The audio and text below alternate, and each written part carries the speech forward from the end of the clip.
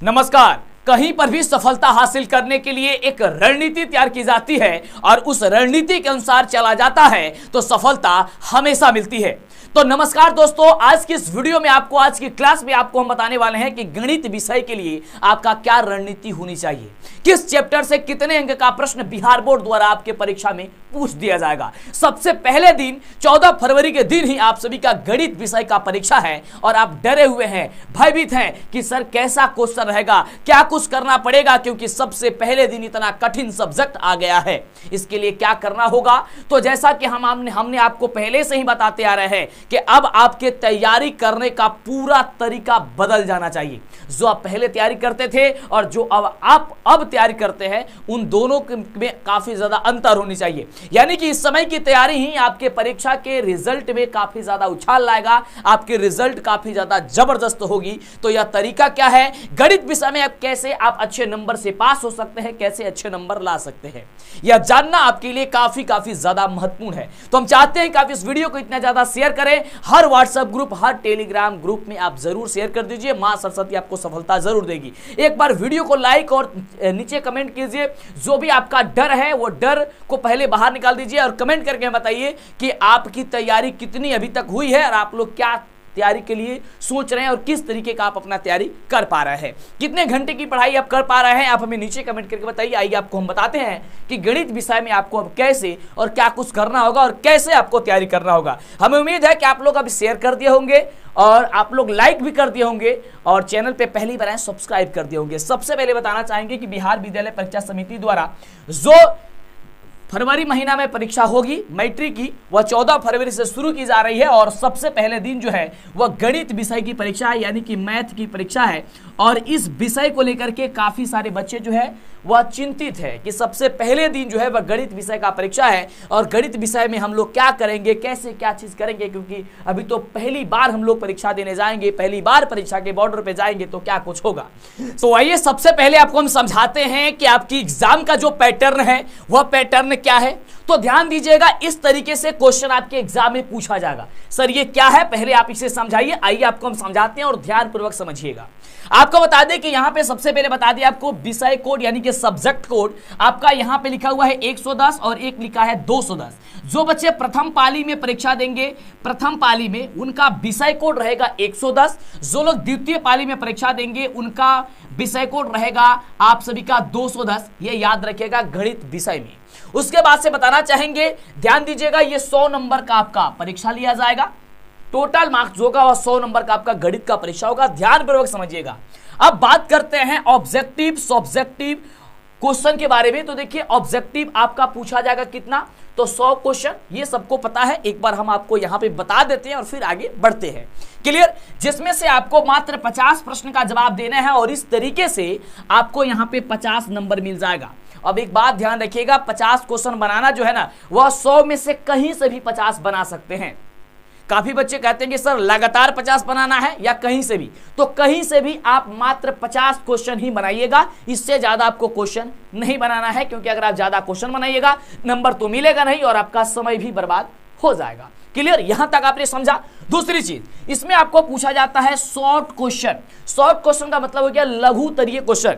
जो लघु तरीय क्वेश्चन होगा वह 30 प्रश्न पूछे जाएंगे, जिसमें से मात्र आपको आधे प्रश्न का जवाब यानी कि मात्र 15 प्रश्न का जवाब देना होगा और यह हर एक प्रश्न यह 2 नंबर का होगा। इस तरीके से इसमें आपको 30 नंबर दे दिया जाएगा, यानी कि 15 प्रश्न अगर आप लघु तरीय सॉल्व करते हैं तो आपका 30 नंबर बन जाएगा। अगर हम बात करते हैं केवल ऑब्जेक्टिव और शॉर्ट क्वेश्चन, जो यानी कि लघु तरीय है, ये दोनों एक ही टाइप का होता है और इस तरीके से इन दोनों से ही मिला करके टोटल आपको 80 नंबर का परीक्षा हो जाएगा। और ये दोनों एक ही तरीके का होने का मतलब क्या हो गया, जो चीज ऑब्जेक्टिव में पूछा जाता है तो वहां पे 4 ऑप्शन रहता है, लेकिन सब्जेक्टिव पूछा जाता है उसी बात को वहां पे आंसर नहीं रहता है, बस आपको सॉल्व करना होता है कि यह कैसे बनेगा।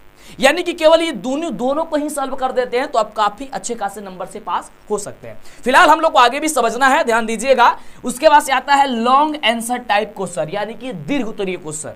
दीर्घ उत्तरीय क्वेश्चन में 8 क्वेश्चन पूछे जाएंगे, जिसमें से मात्र 4 प्रश्न ही बनाना है।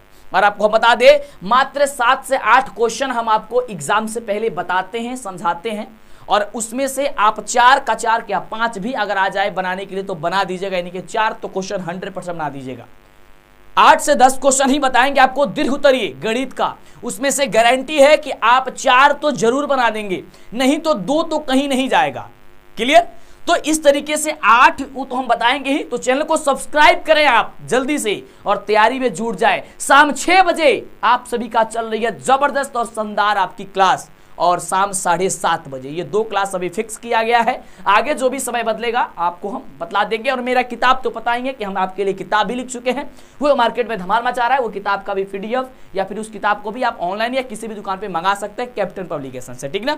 मेरा ऐप भी डाउनलोड कर सकते हैं प्ले स्टोर पर जाकर के, DLS एजुकेशन के नाम से मेरा ऐप है, या मेरे वेबसाइट पर भी जाइएगा, DLS एजुकेशन ऑफिशियल के नाम से मेरा वेबसाइट है, या नीचे डिस्क्रिप्शन में लिख दिया गया, गूगल पे भी, ठीक ना। चलिए, तो हमने क्या बताया कि दीर्घ उत्तरीय क्वेश्चन आपको 8 पूछा जाएगा, जिसमें से मात्र आपको 4 प्रश्न का ही जवाब देना होगा, और इस तरीके से हर एक प्रश्न यह 5 नंबर का होगा और आपको 20 नंबर यहाँ पे मिल जाएगा। यानी कि आपने देखा कि यहाँ पे ऑब्जेक्टिव और शॉर्ट क्वेश्चन देकर के 80 नंबर और 20 नंबर 100 नंबर का परीक्षा जो होगा वो आपका कंप्लीट करा लिया जाएगा। और 100 नंबर में अब जो आपका चैप्टर है वो पढ़ा क्या जाएगा, मतलब कि किस चैप्टर से कितने कितने अंक का प्रश्न पूछा जाता है, कौन कौन ऐसा चैप्टर ही केवल पढ़ लीजिएगा, मतलब कि जिससे कि आपका तैयारी जो होगी वो उतने ही कम ही चैप्टर में आपका कंप्लीट हो जाएगी, यानी कि जितना आप नंबर चाहते हैं आपका हो जाएगा। आपका क्या टारगेट है आप नीचे जरूर हमें कमेंट करके बताइए, आप कितने नंबर आसानी से लाना चाहते हैं। देखिए, मैथ ही एक यानी कि गणित ही एक ऐसा सब्जेक्ट है जिसमें आप 100 पे 100 स्कोर कर सकते हैं, इसमें ज्यादातर नंबर नहीं कटता है, यानी कि यही एक सब्जेक्ट है जिसमें आप 100 में 100 स्कोर कर सकते हैं। इस तरीके से आपको बता दें टोटल 95 क्वेश्चन पूछा जाएगा, जिसमें से 69 क्वेश्चन आपको बनाना होगा, यानी 69 क्वेश्चन बनाना होगा, और यह इस तरीके से आपको 100 नंबर मिल जाएगा। अब आइए, विशेषकर बात यहां पर है और इसे समझना मतलब बेहद ही जरूरी है, क्योंकि अगर इस चीज को नहीं समझेंगे फिर आपका पूरा पढ़ाया बेकार हो जाएगा। आप मॉडल पेपर सॉल्व कर रहे हैं, क्वेश्चन बैंक सॉल्व कर रहे हैं, प्रत्येक chapter wise objective subjective solve कर रहा है, लेकिन इस बात को अगर नहीं समझते हैं तो सारा पढ़ाया बेकार हो सकता है। हालांकि पूरी तरीके से नहीं, लेकिन हो सकता है। ये बहुत मायने रखता है कि आपको कहां और क्या चीज को ध्यान देना है, विशेषकर कि कौन ऐसा चैप्टर है जो काफी महत्वपूर्ण है बिहार बोर्ड के मायने में, और उससे ज्यादा क्वेश्चन और कितने अंक का क्वेश्चन पूछा जाता है। हमें पता है कि आप लोग उत्सुक होंगे और काफी ज्यादा मजा आ रहा होगा आज की क्लास में समझने में, जानने में। तो एक बार जरूर, अभी तक लाइक नहीं किया जल्दी से लाइक कीजिए, मार्च सत्य आपको सफलता जरूर देगी। और कमेंट बॉक्स में बताइए कि आप लोग कितने नंबर का टारगेट रखते हैं। बिल्कुल, तो चलिए सबसे पहले बात करते हैं आपके गणित विषय में जो आपका चैप्टर है, ये आपका है सबसे पहला संख्या पद्धति। संख्या पद्धति में आपको पढ़ना होता है वास्तविक संख्या। अब वास्तविक जो संख्या होती है इसमें आप पढ़ते हैं परिमेय संख्या, अपरिमेय संख्या, अपरिमेय संख्या को सिद्ध करना, शांत अशांत दशमलव, ये सारी चीजें आप पढ़ते हैं। केवल अगर इतना सारी चीजें आप पढ़ लेते हैं तो इसे 10 नंबर का प्रश्न आपकी परीक्षा में पूछ दिया जाता है। यानी कि केवल एक चैप्टर आप पढ़ेंगे ना तो 10 नंबर पक्का कंफर्म। यानी कि केवल वास्तविक संख्या जो चैप्टर है उसे 10 अंक का प्रश्न आता है, ये ध्यान रहे। क्लियर? अब बात करते हैं सर बीज गणित के बारे में। बीज गणित में आपको क्या करना है, देखिए यहां पे 3-4 चैप्टर हो जाता है। इसमें बहुपद भी पढ़ना है, 2 चर वाले रैखिक समीकरण भी पढ़ना है, उसके बाद से द्विघात समीकरण, समानांतर श्रेणी। यानी कि अगर आप इतनी सारी चैप्टर पढ़ेंगे तो इसे 20 नंबर मिलेगा। तो हमारे कहने का मतलब है सबसे पहले पहला चैप्टर को आप कंफर्म कर लीजिए, 10 नंबर कंफर्म। इस वाले को थोड़ा सा अभी आपको हटके रखिए, मतलब कि थोड़ा बाद में, आगे हम समझते हैं फिर देखते हैं। या फिर इसको भी जान गए आपने, क्या जाना आपने कि जो हम लोग का बीज गणित है उसमें हम लोग को पढ़ना क्या चीज होता है, तो बहुपद, 2 चर वाले रैखिक समीकरण, द्विघात समीकरण और समानांतर श्रेणी। अगर इतना चैप्टर पढ़ेंगे तब जाकर के 20 नंबर मिलेगा। लेकिन इसमें क्या था कि केवल वास्तविक संख्या पढ़े तो 10 नंबर का क्वेश्चन पूछ दिया जाएगा। क्लियर हो गया? अब आगे बढ़ते हैं। यहां पे आगे है आप सभी का बड़ा ही जबरदस्त और शानदार चैप्टर है जिसका नाम है त्रिकोणमिति। और त्रिकोणमिति तो सबसे आसान है और सबसे ज्यादा अंक का प्रश्न इसी से पूछा जाता है। आप कहते हैं कि सर आसान है, आप कहते हैं, ये आपको लगता होगा, टीचर को लगता होगा, लेकिन स्टूडेंट को नहीं लगता है। ऐसी बात नहीं है। यह बात ऐसा इसलिए नहीं है क्योंकि आपको कोई कह दिया है कि यह चीज कठिन है। जैसे आपको बोल दिया गया है कि हाँ आप यहां नहीं पहुंच सकते हैं, तो वहां पे पहुंचने की आप कोशिश ही नहीं करते हैं। तो जब कोशिश ही नहीं कीजिएगा तो वहां पे कैसे पहुंचिएगा। दशरथ माझी के बारे में जानते हैं आप, उन्होंने पत्थर को तोड़ के रास्ता बना दिया। अगर उनको उनके भी दिमाग में हो यह होता कि पत्थर को तोड़ करके रास्ता नहीं बनाया जा सकता है तो वो भी पत्थर को नहीं तोड़ते। सबसे पहले तो मैं बार बार यह कहता हूं कि डर को बाहर निकालिए। डर को पहले जब बाहर निकालिए, कहिए हर चीज संभव है, करके तो देखिए, एक बार कोशिश करके तो देखिए, हर चीज संभव है। उसी प्रकार से जो त्रिकोणमिति है, इसमें मात्र त्रिकोणमिति का परिचय और त्रिकोणमिति का अनुप्रयोग, यानी कि हाइट एंड डिस्टेंस और त्रिकोणमिति के कुछ परिचय के बारे में, त्रिकोणमिति के छोटा मोटे बातों के बारे में जानना होता है। अब बस अगर आप इतना सारी चीजें पढ़ लेते हैं तो यानी लगभग 2 चैप्टर, तो यहां से 20 नंबर का क्वेश्चन आ जाता है। अगर जो बच्चा केवल वास्तविक संख्या त्रिकोणमिति पढ़ लेगा तो 30 नंबर तो उसका ऐसा ही आ गया, 30 नंबर तो आ गया। और 30 नंबर जरूरत है पास करने की, पास होने की कितनी जरूरत है, मात्र 30 नंबर, वो फेल नहीं हो सकता है। तो 2 चैप्टर में हो गया कंफर्म। तो आप रणनीति तैयार कीजिए। अब आपको समझ में आ रहा होगा कि हाँ सर अब हमको क्या करना है। सबसे पहले जिस चैप्टर से ज्यादा अंक का प्रश्न आता है ना, उस चैप्टर पे ज्यादा फोकस कीजिए। पहले वो ज्यादा वाले को ग्रहण कर लीजिए, जो कम है। और देखिए यहां से 20 नंबर का तो प्रश्न पूछ ही रहा है, लेकिन इसमें 5-7 चैप्टर नहीं, 3-4 चैप्टर पढ़ना पड़ रहा है। और 3-4 चैप्टर में बहुत सारा एक्सरसाइज है कि नहीं है, बहुत सारा एक्सरसाइज है। बहुपद है, बहुपद में पढ़ना है, 2-4 रैखिक समीकरण, द्विघात समीकरण, समानांतर श्रेणी। हम ये नहीं कह रहे कि इसका, ये नहीं कह रहे कि इसको चैप्टर को छोड़ दो, नहीं। देखिए एग्जाम जब कम है, आपको हम कई बार बोले हैं कि जो एग्जाम के 2 महीने, 1 महीने, 10 दिन, 20 दिन पहले जो पढ़ा जाता है वो एग्जाम के लिए पढ़ा जाता है, लेकिन उसके पहले नॉलेज के लिए पढ़ा जाता है। तो ये सारी चीजें तो उसके अंदर एकदम अंदर जा जाकर पढ़ना, एक एक क्वेश्चन को एकदम तोड़ तोड़ के पढ़ना, समझना, वो तो आपके एग्जाम के पहले, यानी कि आप नॉलेज के लिए पढ़ रहे थे, लेकिन अब तो एग्जाम पास करना है, तो थोड़ा सा दिमाग लगाइए। ओके, अब बात करते हैं नियामक ज्यामिति के बारे में। अब एक चैप्टर आता है नियामक ज्यामिति, जिसमें पढ़ना होता है निर्देशांक ज्यामिति। केवल निर्देशांक ज्यामिति पढ़ेंगे तो आपसे आपकी परीक्षा में 10 अंक का प्रश्न पूछ दिया जाएगा।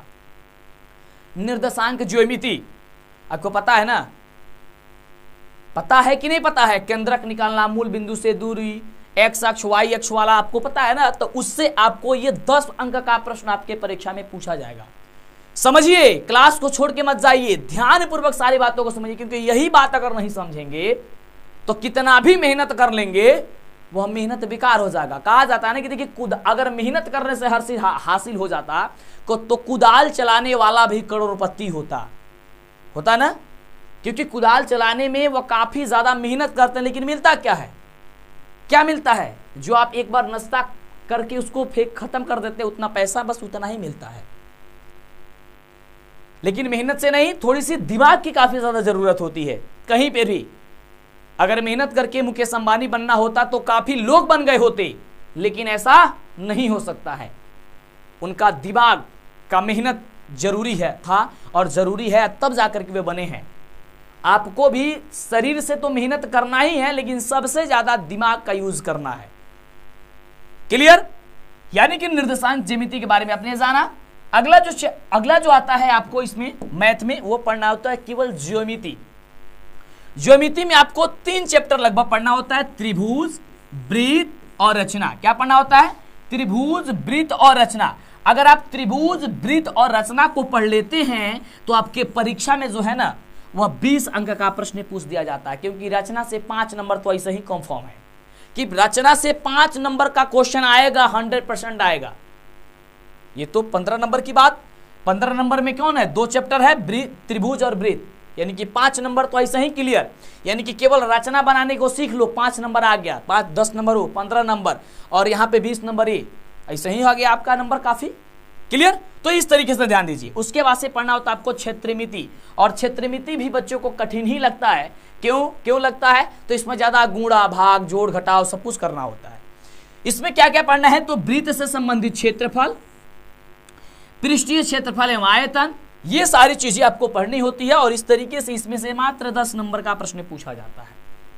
ये माथापेची वाला है, बड़ा मजा आता है। लेकिन अगर आपके पास समय नहीं है तो आप अब अपने अनुसार समझिए कि आपका क्या रणनीति होना चाहिए। आप कितना नंबर लाना चाहते हैं? आप 400 नंबर लाना चाहते हैं कि 400 से अधिक नंबर लाना चाहते हैं, कि एकदम 450 नंबर लाना चाहते हैं? आपका टारगेट क्या है? या 300 नंबर लाना चाहते हैं या 350 नंबर लाना चाहते हैं? अब आप छांटिए ना। या फिर इस सब्जेक्ट में आप कितना नंबर लाना चाहते हैं? 100 का 100 नंबर लाना चाहते हैं इस सब्जेक्ट में, कि 80 नंबर के, 70 नंबर के, 50 नंबर के, 30 नंबर? जोड़िए और केवल उसी पे आप ज्यादातर फोकस कीजिए। पढ़ना तो सब है, लेकिन फोकस सबसे ज्यादा उस पे कीजिए। अगला आता है आपका सांख्यिकी, और सांख्यिकी में पढ़ना होता है सांख्यिकी और पर्यक्ता। पर्यक्ता पढ़ना होता है सांख्यिकी, और इससे आता है आपको 10 नंबर का प्रश्न है। केवल आपको पर्यक्ता और सांख्यिकी पढ़ लेंगे तो नीली गेंदे, हरी गेंदे, काली गेंदे, जानता है ना? बिल्कुल। सिक्का को उछाला जाता है, पासे को फेंका जाता है, इस टाइप के क्वेश्चन जो आता है उसे 10 नंबर का प्रश्न आपकी परीक्षा में पूछ दिया जाता है। इस तरीके से इसको डिजाइन जो है वह किया जाता है, और इस तरीके से आपके एग्जाम में प्रश्न को उठाया जाता है। अब एक बात को हमारे बड़ा ही इंपॉर्टेंट है, उस बात को थोड़ा सा गौर कीजिएगा। गौर सर क्या चीज कर रहा है? गौर क्या कर रहा है? अब आपको हम बताते हैं, ध्यान दीजिए। ये तो 100 नंबर का पेपर न हुआ, लेकिन आपके जब क्वेश्चन की संख्या डबल हो गई है तो अंकों की संख्या भी तो डबल होनी चाहिए ना? हाँ सर, अंकों की संख्या तो डबल होनी चाहिए। क्यों?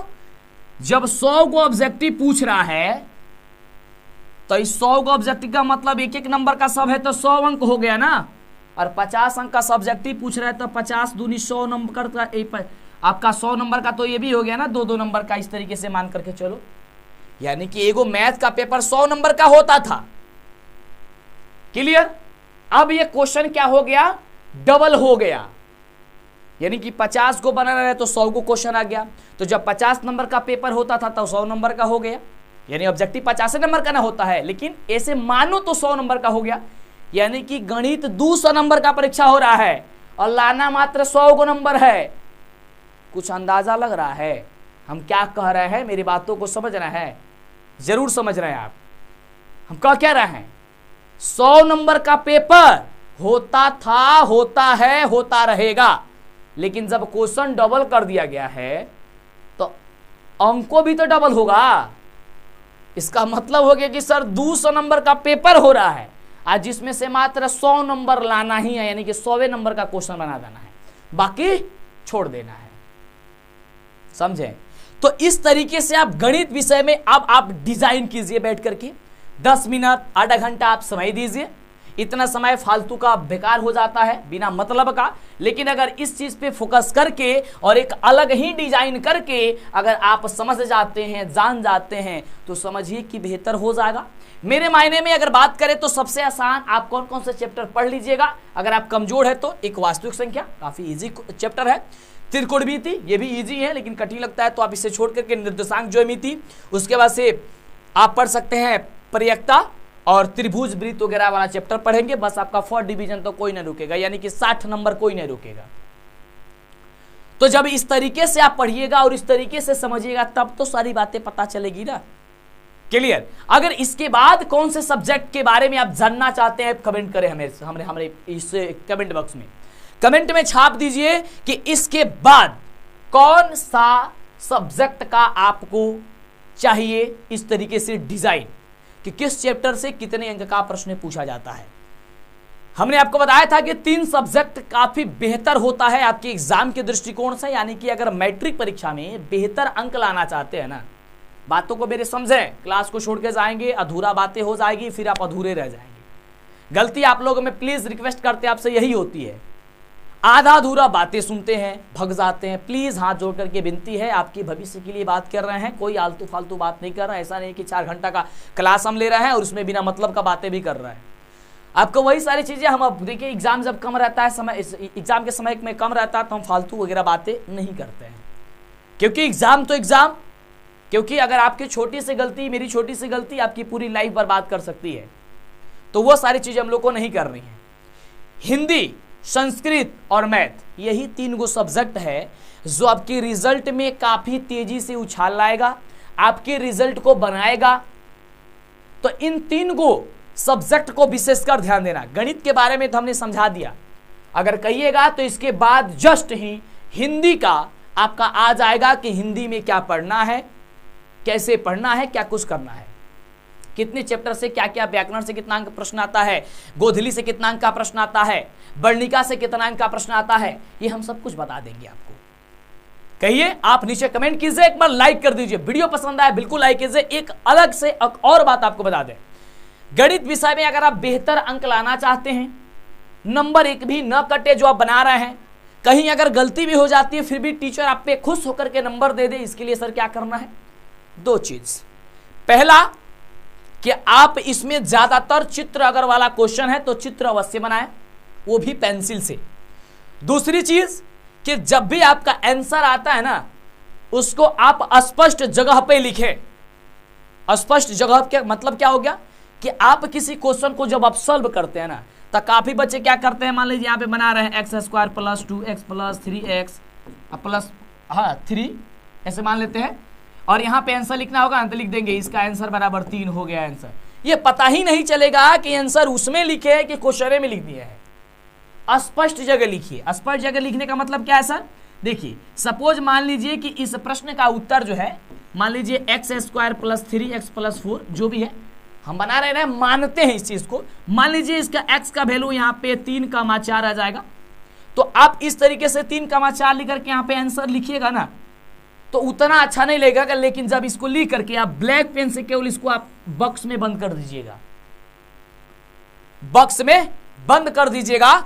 स्पष्ट अगर आपको आंसर यहां पे दिखाना है तो ऐसे टीचर जैसे ही आपके कॉपी को पलटेगा, क्वेश्चन नंबर 1 का आंसर आप स्पष्ट दिख जाएगा उनको कि हाँ इनका आंसर इतना आया है, और उनको पहले ही आंसर शीट दे दिया गया होता है कि इस प्रश्न का आंसर इतना होगा। तो आपको अगर इतना आंसर अगर कोई बच्चा लाया होगा तो आपका पूरा का पूरा नंबर दे देना है। तो ना वो सोचेंगे ना समझेंगे, फटाफट से आपको आंसर दे देंगे। ज्यादा प्रोसेस की उनको मतलब है नहीं, और आपको ऐसे पता ही है कि कितना फास्ट कॉपी चेक होता है। तो स्पष्ट लिखिए, जो लिखे स्पष्ट लिखे। सबसे ज्यादा आप लिखावट पे ध्यान दीजिए। भले ही 1-2 को क्वेश्चन कम बना के आइएगा, लेकिन लिखिए। 5 को क्वेश्चन 10 को क्वेश्चन बना के आइए, लेकिन 10 को इतने जबरदस्त ढंग से लिखिए जिससे कि टीचर को उसमें अंक काटने में 100 बार सोचना पड़े कि हम कहां पे इसका आंसर जो है काटे, अंक काटे, कहां पे अंक काटे, ये 100 बार उसको सोचना पड़े टीचर को। वैसा आप लिख करके आइए, भले ही कम बनाइए। मान लीजिए कि आप बना देते हैं 10 को क्वेश्चन पूछा और 10 में 10 बना दिए, लेकिन जब टीचर चेक करने गया तो सब में उसको फॉल्ट दिख रहा है, सब में उसमें गड़बड़ी दिख रहा है। तो सब में क्या किया, वो मात्र कितना जब दे रहा है, किसी में 6, किसी में 7, किसी में 8 नंबर दे रहा है। लेकिन कोई बच्चा जो है वह क्या किया, 10 क्वेश्चन है और उन्होंने मात्र 7 ही क्वेश्चन का जवाब दिया, लेकिन 7 क्वेश्चन का ऐसा जवाब दिया कि जितने नंबर का है उतना नंबर उसको दे दिया गया। तो ज्यादा कौन आएगा, ज्यादा रिजल्ट किसका आएगा, जो कम बनाया है और स्पष्ट बनाया है।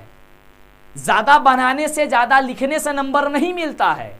यह सबसे बड़ी भ्रम है बच्चों में कि ज्यादा लिखेंगे ज्यादा नंबर मिलेगा। सबसे बड़ी गलती। हम जब एग्जाम देने गए थे, हम भी बिहार बोर्ड से ही थे, जब हम लिख करके आते थे तो हमारे साथी जो थे वे कहते थे कि मेरा जो है आज हम पूरा कॉपी लिख करके आए हैं, मेरा एक भी पेज नहीं छूटा है। अब हमको टेंशन हो जाता था, अरे भाई हमने क्या लिख दिया उसमें कि मेरा कॉपी पूरा का पूरा बच गया। मेरा daily 4 page, 5 page, 6 page, 7 page बच जाता था। मैथ के दिन भी हमने खूब लिखा, फिर भी मेरा पेज बच गया। वो लोग कहे कि मेरा पेज घट गया, कुछ लोग कह रहे कि मेरा पेज घट गया। हम तो सोच में पड़ गए, क्या लिख रहे हो तुम लोग। अब अंदर से तो टेंशन हो रही थी कि ये लोग ज्यादा लिखा है, इसका मतलब हम कुछ ना कुछ छोड़े हैं, तब तो मेरा कम लिखा है। बाद में पता चला कि मेरा जो नंबर है काफी अच्छा आया है, उन लोगों का नंबर काफी जबरदस्त के तरीके से पूरा घट गया है। पास होने के लिए भी उनको सोचना पड़ा है कि हम क्या करें। और वही मेरा नंबर 400 प्लस था। उस समय मेरा 404 नंबर आया था, हुआ था मैट्रिक में। क्लियर। और उन लोग का नंबर 250-300 के नीचे ही था। बस एक शायद लड़के का उसमें का 350 के करीब था बस। तो ऐसा होता है यार एग्जाम में। देखो, ज्यादा लिखने, ज्यादा कुछ करने से थोड़ी ना है। आप वही लिखें जो आपको आता है। सबसे पहले बताया जाता है एग्जाम में सबसे पहले ही लिखा गया होता है, परीक्षार्थी यथासंभव अपने शब्दों में उत्तर दे, जो उनको आता है वही लिखें। जिस प्रश्न का उत्तर उनको पहले पता है उन्हीं को लिखे। ऐसा नहीं कि पहले प्रश्न का क्वेश्चन पूछ दिया गया, आपको पता नहीं है तो पहले ही का लिखने का प्रयास करो, नहीं। अगर 10वें नंबर प्रश्न का उत्तर आपको स्पष्ट पता है, सबसे पहले 10वां नंबर प्रश्न लिखिए आप, और लिखने के बाद से आप उस प्रश्न को आप सॉल्व कीजिएगा आगे वाला क्वेश्चन। तो ये ध्यान देना है इन सारी बातों को। क्लियर? हम उम्मीद है कि आपको आज का क्लास सबसे जबरदस्त लगा होगा, काफी मजा आया होगा। अब इस वीडियो को जितना हो सकता है आप शेयर कर दीजिएगा, आप दोस्तों को बता दीजिएगा और अपना शानदार तैयारी कीजिएगा। आइए आपको बताते हैं कि आप हमारे वेबसाइट पे कैसे जा करके ऑब्जेक्टिव, सब्जेक्टिव, मॉडल पेपर और ऑनलाइन टेस्ट और मेरा ऐप को आप कैसे डाउनलोड कर सकते हैं। ऑब्जेक्टिव, सब्जेक्टिव, मॉडल पेपर, पिछले 5 वर्षों का ऑफिशियल मॉडल पेपर, सब कुछ डाउनलोड करने के लिए, देखने के लिए, बढ़िया से पढ़ने के लिए आपको गूगल के क्रोम ब्राउजर में आना है और यहाँ पे आने के बाद आपको सर्च करना है डीएलएस एजुकेशन, जो चैनल का नाम है। जैसे आप सर्च करेंगे आपके सामने आएगा डीएलएस एजुकेशन ऑफिशियल, आपको इस पर सिंपल सा क्लिक कर देना है। क्लिक करते हैं इस तरीके से ओपन होगा और यहाँ पे आइएगा तो सब चीज मिल जाएगा, और मॉडल पेपर, ऑब्जेक्टिव, सब्जेक्टिव, सब कुछ यहाँ पे दिया गया, देख सकते हैं सबका लिंक यहाँ पे दिया गया है। तो देरी कीजिए, जल्दी आइए, फटाफट से आइए और इसे आप सर्च करके देखिए। दूसरा एक और तरीका आपको बताते हैं, आप हमारा ऐप जरूर डाउनलोड कर लीजिए। ऐप डाउनलोड करने के लिए आप गूगल प्ले स्टोर में आइए और प्ले स्टोर में आने के बाद से सर्च कीजिए डीएलएस एजुकेशन, जो चैनल का नाम है। जैसे ही आप सर्च करेंगे आपके सामने आएगा डीएलएस एजुकेशन ऑफिशियल, आप इस पर क्लिक करके इसे आप इंस्टॉल कर लीजिएगा। हमारे मोबाइल फोन में इंस्टॉल है, आप इसे इंस्टॉल कर लीजिएगा। जैसे इंस्टॉल कीजिएगा तो यहाँ पे आपको ओपन जब कीजिएगा इसे इंस्टॉल करके, तो इस तरीके से ये ओपन होगा। यहाँ से पूछेगा कि आपको सब्जेक्टिव चाहिए, ऑब्जेक्टिव चाहिए, मॉडल पेपर चाहिए, ऑनलाइन टेस्ट देना है, या फिर बिहार बोर्ड से जो लेटेस्ट न्यूज है वो चाहिए। तो जो भी चाहिए आपको क्लिक कर देना है। जैसे मान लीजिए आपको मॉडल पेपर चाहिए तो मॉडल पेपर पर क्लिक कीजिए। उसके बाद से आपको पिछले वर्षों का मॉडल पेपर चाहिए, किस सब्जेक्ट का चाहिए, तो जो भी सब्जेक्ट है आप चूज के लिए, जैसे कि साइंस है, मैथ है, जैसे मैथ में क्लिक करते हैं तो यहाँ पे आपका मैथ का देख सकते हैं 2023, 2022, 2021, 2020, 2019, 2018 और पिछले 5 सालों का और मॉडल पेपर है ना। और इसके अलावा 5 मॉडल पेपर आप देख सकते हैं, सब कुछ यहाँ पे आपको देखने को मिल जाएगा। तो देरी मत कीजिए, जैसे आप इस पे क्लिक कीजिएगा आप यहाँ पे सब कुछ मॉडल पेपर वगैरह जो है वो यहाँ पे आसानी से देख सकते हैं। ये ऑफिशियल मॉडल पेपर है ना, बिल्कुल। तो जल्दी से आइए, देरी मत कीजिए, फटाफट से आइए।